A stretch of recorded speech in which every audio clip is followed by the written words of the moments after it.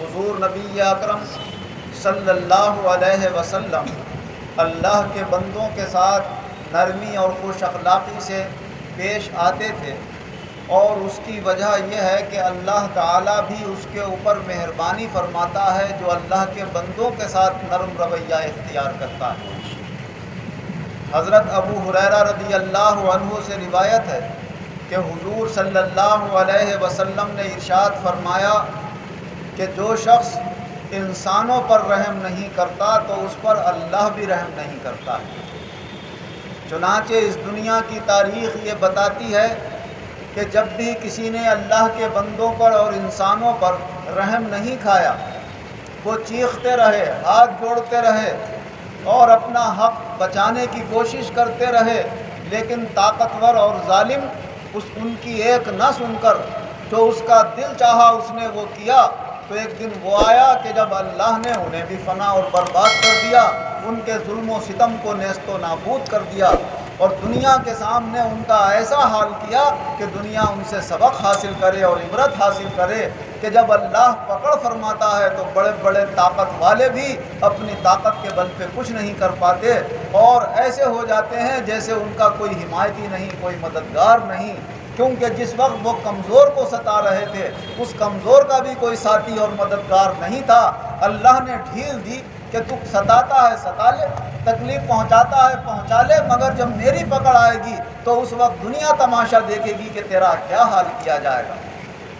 چنانچہ فرعون کا کیا انجام ہوا، نمرود کا کیا انجام ہوا، شداد کا کیا انجام ہوا، حامان کا کیا انجام ہوا، قوم عاد کا کیا حال ہوا، قوم سمود اور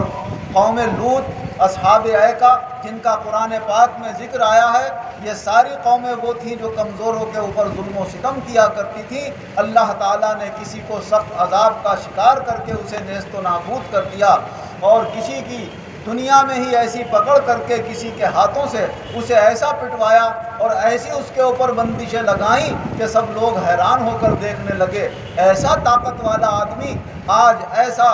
بالکل قسمہ کرسی کے عالم میں ہے کہ اس کو کوئی پوچھنے والا بھی نہیں ہے۔ یہ سبق اللہ تبارک و تعالیٰ یہ سبق دیتا ہے کہ جو دوسروں پر رحم کرتے ہیں اللہ ان پر رحم کرتا ہے، اور جو بندوں پر رحم نہیں کرتے اللہ بھی ان پر رحم نہیں فرماتا۔ حضرت سیدنا شیخ سعدی رحمۃ اللہ علیہ اپنی کتاب گلستہ کے اندر ایک واقعہ تحریر فرماتے ہیں کہ ایک بڑا ظالم و جابر شخص تھا، لکڑی کا کاروبار کرتا تھا۔ جنگل سے غریب لوگ لکڑیاں کاٹ کے لاتے تھے گٹھے، اور جب وہ اس کے قریب سے نکلتے تھے تو کہتا تھا بھائی کتنے کا دے رہا ہو گٹھا؟ انہوں نے کہا اتنے کا۔ ارے کہا نہیں اتنے کا ہے۔ زبردستی اس کا نوکروں سے کہا لے لو اس کا گٹھا، اور لے یہ روپے 2 روپے اس کے جو بھی دیے اسے، اس کے 10 روپے بنتے ہیں تو اس نے 5 روپے میں خرید لیا، 4 روپے میں خرید لیا۔ اس نے زیادہ کہا، بیٹے کہا جاتا کیوں نہیں یہاں سے؟ تو بیچارہ 2-4 روپے لے کے چلا گیا۔ یہ اسی طرح لکڑیاں اکٹھی کرتا رہا غریبوں سے، اور ان لانے والے لوگوں سے سستے میں خریدتا رہا، ان لوگوں کے ہاتھ مہنگی بیچ کر دولت مند بنا ہوا ہے، صاحب حیثیت بنا ہوا ہے۔ اچانک ایک دن رات کے وقت اس کی جو لکڑیاں اکٹھی تھیں ان میں آگ لگ گئی اور لکڑیاں جلنا شروع ہو گئیں۔ صبح کو جب لوگ جاگے آ کر دیکھا شور و قدر مچا، بھیڑ لگ گئی، کیا ہوا صاحب؟ ٹھیکیدار صاحب کی لکڑیوں میں آگ لگ گئی، آگ لگ گئی، لکڑیوں میں آگ لگ گئی۔ تو کچھ لوگ آپس میں یہ کہہ رہے تھے بھائی وہ آگ لگی کیسے؟ تو ایک کوئی فقیر کھڑے ہوئے تھے وہاں پر، وہ فرمانے لگے کہ غریبوں کے دلوں سے جو دھواں نکلا اس دھوئیں نے اس لکڑیوں کی آگ لگا دی اور اس نے جلا دیا۔ تو وہ جو بددعائیں لیتا تھا لوگوں کی، اللہ نے دکھا دیا کہ تیرا سارا فائدہ ایک دن خاک ہو کر رہ جائے گا اور برباد ہو جائے گا جب تو یہ فائدے ظلم و ستم سے حاصل کرے گا۔ اسی لیے حضور نبی اکرم صلی اللہ علیہ وسلم نے فرمایا کہ تم اگر زمین والوں پر رحم کرو گے تو آسمان والا تمہارے اوپر رحم کرے گا، لہٰذا تم اگر طاقتور ہو اور کچھ رحم کر سکتے ہو، مہربانی کر سکتے ہو، تو تم انسانوں کے ساتھ رحم کرو اگر تم یہ چاہتے ہو کہ اللہ تمہارے اوپر مہربان ہو۔ اور فرمایا کہ جو لوگ پیار محبت اور نرمی سے پیش آتے ہیں وہ میرے بہت قریب ہوں گے۔ حضرت عائشہ صدیقہ رضی اللہ عنہا روایت کرتی ہیں کہ ایک مرتبہ میرے یہاں ایک عورت 2 چھوٹی چھوٹی بچیوں کو ساتھ لے کر آئی اور مانگنے لگی کچھ کہ کچھ مجھے دے دو۔ کہا میرے گھر میں کچھ موجود نہیں تھا، ایک کھجور رکھی ہوئی نظر آئی،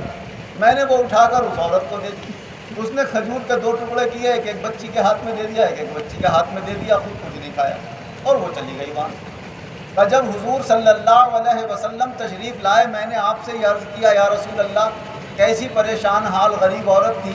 کہ مانگ رہی تھی، میرے پاس کچھ نہیں تھا، تو اس نے اپنی بچیوں کو کھلا دی وہ کھجور اور خود نہیں کھائی اس میں سے۔ تو حضور صلی اللہ علیہ وسلم نے فرمایا کہ اللہ تعالیٰ جس کا ان بیٹیوں کے ذریعے سے امتحان لے گا، اگر اس کو 2 بیٹیاں اللہ نے عطا کی اور وہ ان کی پرورش کر کے ان کو وہ بالغ ہونے کی عمر کو پہنچ جاتی ہیں اور وہ ان کی عزت سے شادی کرا دیتا ہے، تو کل قیامت کے دن وہ اور میں ساتھ ساتھ ہوں گے۔ اور ایک حدیث پاک میں حضور صلی اللہ علیہ وسلم نے ارشاد فرمایا کہ جو اللہ کے بندوں کے ساتھ نرمی اور مہربانی کے ساتھ پیش آتے ہیں، جنت میں میں اور وہ اس طرح ہوں گے،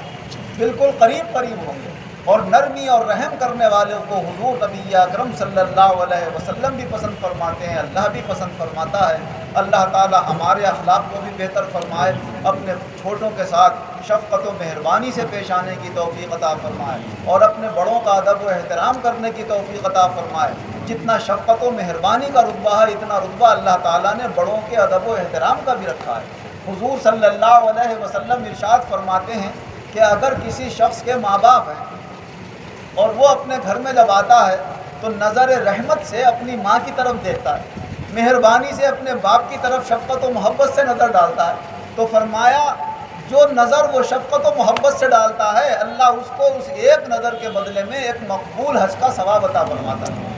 ایک صحابی عرض کرنے لگے یا رسول اللہ، اگر کوئی شخص اپنے ماں باپ کی طرف شفقت و محبت سے دن میں 100 مرتبہ دیکھے تو کیا اسے 100 حجوں کا ثواب ملے گا؟ فرمایا اللہ کی شان اس سے بھی زیادہ عظمت و بلندی والی ہے، 100 حجوں کا کیا وہ چاہے تو جتنا ثواب عطا فرما دے۔ تو اپنے بڑوں کا ادب و احترام بھی ہمیں بہت بتایا گیا ہے۔ اللہ تعالیٰ بڑوں کا ادب کرنے کی، چھوٹوں سے شفقت و محبت سے پیش آنے کی سب کو توفیق عطا فرمائے۔